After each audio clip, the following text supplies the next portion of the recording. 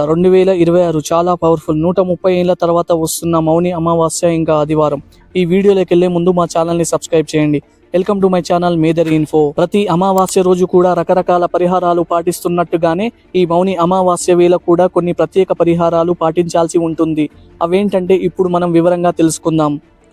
అమావాస్య లేదా మౌని అమావాస్య లేదా పుష్యమి అమావాస్య ఆదివారం కలిసి రావడంతో చాలా అరుదైన సంఘటనగా పండితులు చెబుతున్నారు. ఇలా వచ్చిన సందర్భంగా ఎటువంటి వారు ఏడుపు, దృష్టి దోషాలు, శత్రుబాధలు వంటివి తొలగిపోయి విశేషమైన ధనలాభం చేరుకోవాలంటే, ఏడాది మొత్తం అద్భుతమైన ప్రయోజనాలు అందించుకోవాలంటే ఎలాంటి పరిహారాలు, విధానాలు పాటించాలో ఈ వీడియోలో మనం తెలుసుకుందాం. 2026 జనవరి 18వ తేదీన ఈ పుష్యమాస అమావాస్య వచ్చింది.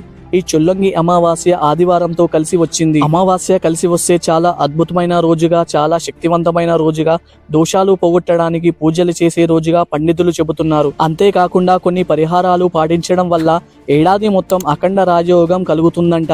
అంతేకాకుండా మౌని అమావాస్య రోజు నది స్నానం చేయడం వల్ల 21 తరాల పాటు పితృదేవతలు ఉన్నత లోకాల్లో ఉంటారట.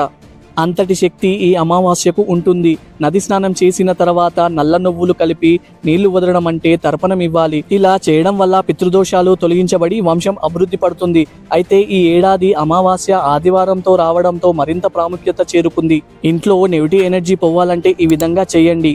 ఇంట్లో ఉన్న నెగిటివ్ ఎనర్జీ పోగొట్టుకొని ఇంట్లో పాజిటివ్ ఎనర్జీ పెరగాలంటే, ఇంట్లో వాళ్లకు అదృష్టం కలిసి రావాలంటే ఈ రోజు ఉదయం స్నానం చేసి త్వరగా ఒక గాజు పాత్రలో నీళ్లు తీసుకొని ఆ నీళ్లను ఇంటి గుమ్మం లోపల వైపు మూలన ఉంచాలి.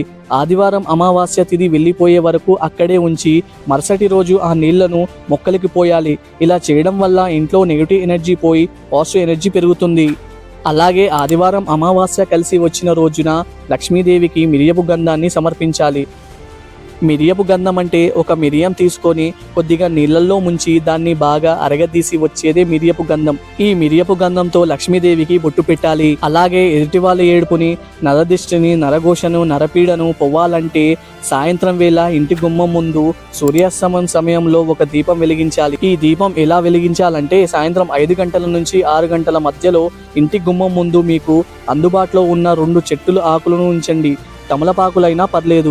ఆ ఆకులపై కొంత రాళ్ల ఉప్పును కుప్పగా పోసి దానిపై కొన్ని నల్ల నువ్వులు పొయ్యండి. వాటిపై కొత్త మట్టి ప్రమిదలో నువ్వుల నూనె పోసి 3 ఒత్తులు వేసి దీపం పెట్టడం మంచిది. ఇది చాలా శక్తివంతమైన దీపం. దీనివల్ల ఇంట్లో నెగిటివ్ ఎనర్జీ పోవడమే కాకుండా ఇంట్లో వారిపై బయటి వాళ్ళు ఎలాంటి దృష్టి పూజలు చేసినా నష్టం కలగదట. ఈ ఇన్ఫర్మేషన్ మీకు నచ్చితే మా ఛానల్ని సబ్స్క్రైబ్ చేయండి.